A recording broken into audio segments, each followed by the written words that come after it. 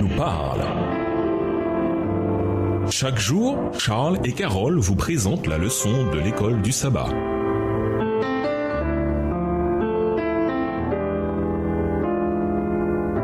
Bienvenue dans votre émission Dieu nous parle.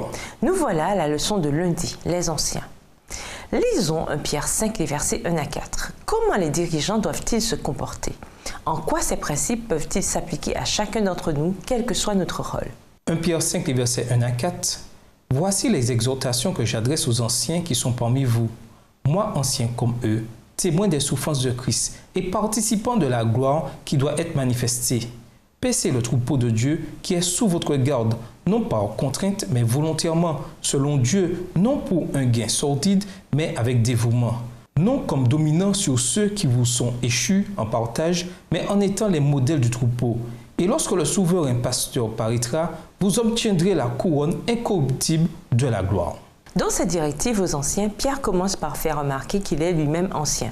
Il relève ensuite deux choses sur lui-même. Il est un témoin de la souffrance de Christ et il espère partager la gloire qui doit être révélée. En disant cela, Pierre met en lumière la première caractéristique que l'on doit trouver chez un ancien. Un ancien doit comprendre l'ampleur des souffrances que Christ a endurées pour nous, ainsi que la grande espérance qu'il nous offre.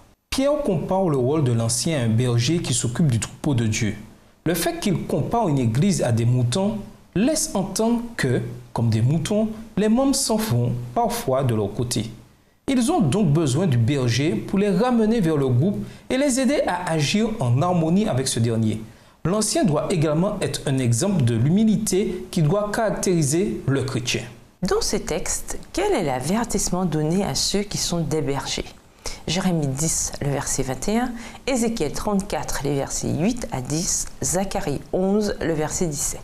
Jérémie 10, verset 21, « Les bergers ont été stupides, ils n'ont pas cherché l'Éternel. C'est pour cela qu'ils n'ont point prospéré et que tous leurs troupeaux se dispersent. » Ézéchiel 34, les versets 8 à 10, « Je suis vivant, dit le Seigneur l'Éternel, parce que mes brebis sont au pillage et qu'elles sont devenues la proie de toutes les bêtes des champs, faute de pasteurs, parce que mes pasteurs ne prenaient aucun souci de mes brebis, qu'ils ne paissaient eux-mêmes, qu'ils ne faisaient point paître mes brebis. À cause de cela, pasteurs, écoutez la parole de l'Éternel. Ainsi parle le Seigneur l'Éternel. Voici, j'en veux aux pasteurs. Je reprendrai mes brebis d'entre leurs mains. Je ne les laisserai plus paître mes brebis, et ils ne paîtront plus d'eux-mêmes. Je délivrerai mes brebis de leur bouche, et elles ne seront plus pour eux une proie.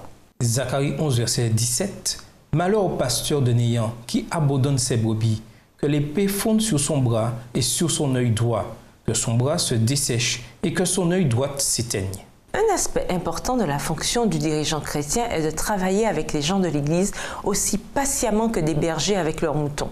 Les anciens doivent les rassembler pour l'adoration et pour partager le message de Jésus avec ceux qui ont besoin de le connaître, lui, ainsi que le salut qu'il offre. Pierre observe également que c'est de bon cœur que les anciens doivent exercer cette supervision et non sous la contrainte.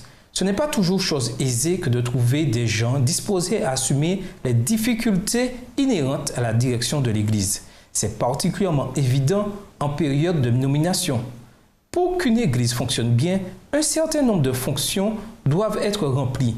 Le fait que les gens soient réticents à assumer des rôles de dirigeants n'est pas sans raison.